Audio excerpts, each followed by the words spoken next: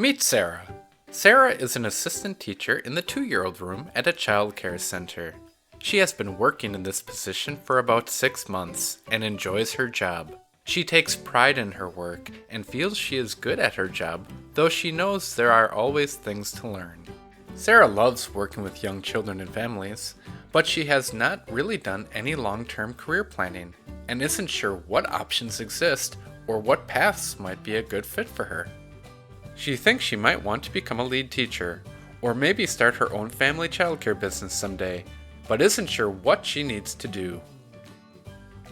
Sarah recently became a MiRegistry member and received a career pathway level. Let's take a look at what this means. In any profession, lifelong learning is important to enhance your skills and stay current with the best practices in the field. The early childhood and school-age profession is no different. Think of the career pathway as a resource for you. It is a model to encourage all individuals in the early childhood and school-age profession to create professional goals and identify pathways in your learning. If you are a MiRegistry member like Sarah, you can find your career pathway level listed in your profile. Go to MiRegistry.org and click the Login button. Once you log into your MiRegistry account, you will see your career pathway level listed on the right side. If your membership is current and not expired, you can access your career pathway level certificate by clicking on Reports.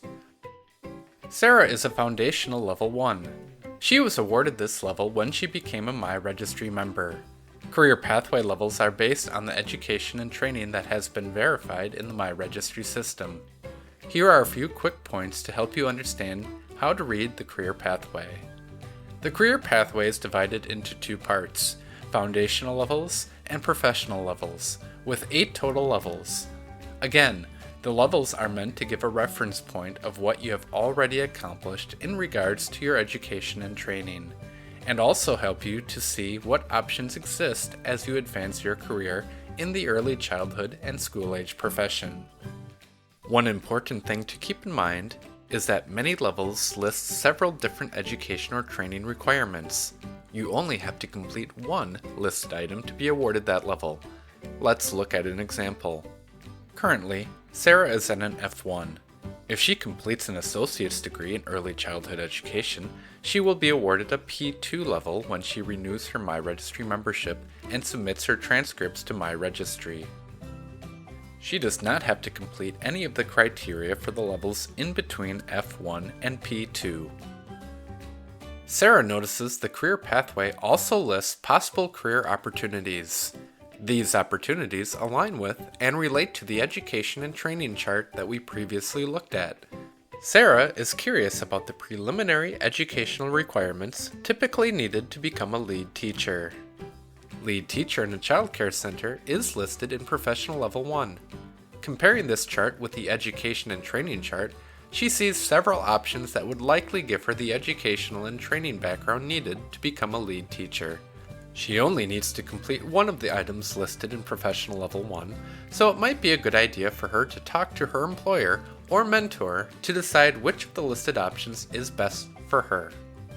After looking at the career pathway, Sarah quickly sees she has options and is starting to get excited about having a career in the early childhood and school-age profession. She does love her job as an assistant teacher and thinks it would be a great fit for her to become a lead teacher.